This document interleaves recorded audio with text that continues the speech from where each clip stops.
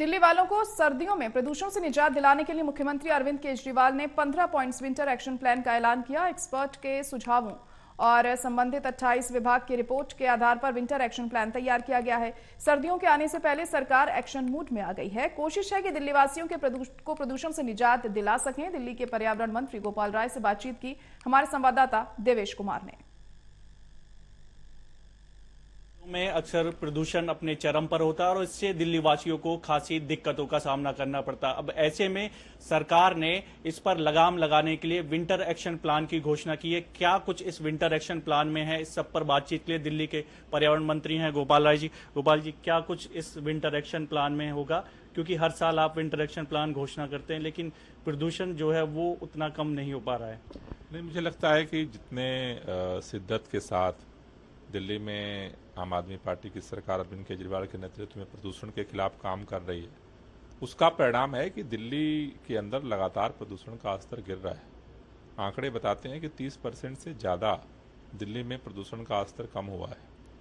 आज दिल्ली के मुख्यमंत्री अरविंद केजरीवाल जी ने 15 पॉइंट का एक्शन प्लान घोषित किया है, जिसका पर्पज है कि पिछले दिनों की तुलना में इस साल जो सर्दियों में खास तौर से कैसे प्रदूषण के स्तर को और कम किया जाए, और मुझे भरोसा है कि उसका असर दिखेगा। दिल्ली में आपने एक्शन प्लान बना दिया, लेकिन पड़ोसी राज्यों में भी बेहद जरूरी है कि प्रदूषण के लिए कोई काम किया जाए। हरियाणा है, उत्तर प्रदेश है, पंजाब है, राजस्थान है। क्या इसके लिए कोई प्लानिंग या केंद्रीय मंत्रियों से कोई वार्तालाप या कोई पत्र लिखकर चर्चा होगी कि जॉइंट मीटिंग हो या कुछ इस तरह का एक कार्य योजना बने, जिससे कि पड़ोसी राज्यों में जो प्रदूषण हो रहा है उस पर लगाम लग सके? देखिए, वैसे तो सभी लोग प्रयास कर रहे हैं, लेकिन हमने अभी केंद्रीय पर्यावरण मंत्री जी को चिट्ठी लिखी है कि चूंकि अब प्रदूषण के बढ़ने का जो महीना है वो शुरू हो गया, तो ऐसे में एक ज्वाइंट मीटिंग की ज़रूरत है, जो तैयारियां उसकी समीक्षा करने की ज़रूरत है, जिससे कि इस प्रदूषण के स्तर को और कम किया जा सके और सभी लोगों को बेहतर सांसें दी जा सके। पटाखों पर बैन पहले ही लग चुका है। अगर प्रदूषण बढ़ता है तो कृत्रिम बारिश पर विचार कर सकती है सरकार। साथ ही ऑड इवन को लेकर भी कोई विचार है, क्योंकि वाहनों से बहुत ज्यादा प्रदूषण फैलता है। देखिए, दिल्ली में वाहनों के प्रदूषण को कम करने के लिए सरकार लगातार काम कर रही है। दिल्ली में अब 800 से ज्यादा मेरे ख्याल से इलेक्ट्रिक बसें दिल्ली के सड़कों पर चल रही हैं।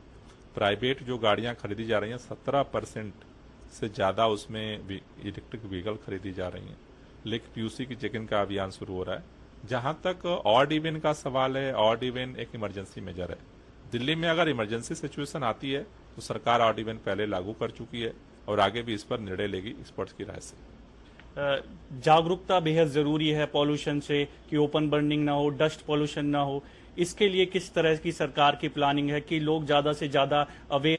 दूसरा, रेड लाइट ऑन गाड़ी आपका कैंपेन को जन जागरूकता अभियान बनाया जाएगा, जिससे कि लोगों को और जागरूक किया जा सके।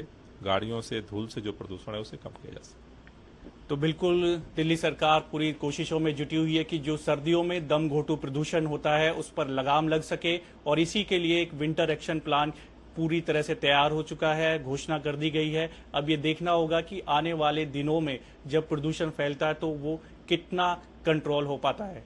कैमरामैन मनोज कोहली के साथ देवेश कुमार, टोटल न्यूज, दिल्ली।